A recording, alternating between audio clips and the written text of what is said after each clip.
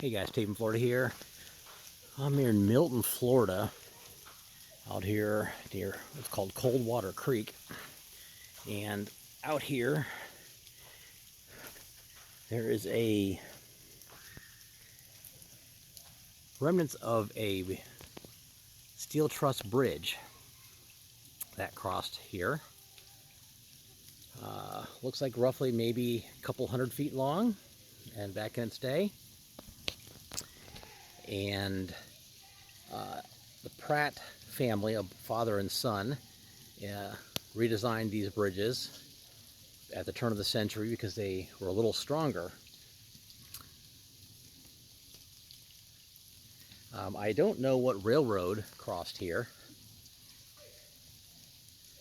and exactly how old this bridge is, but it's in fairly decent shape, what's left of it.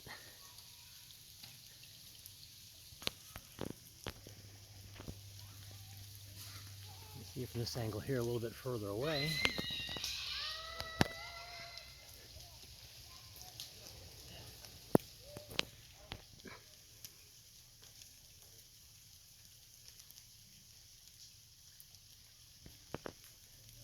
So this has been here at least since probably the early 1900s.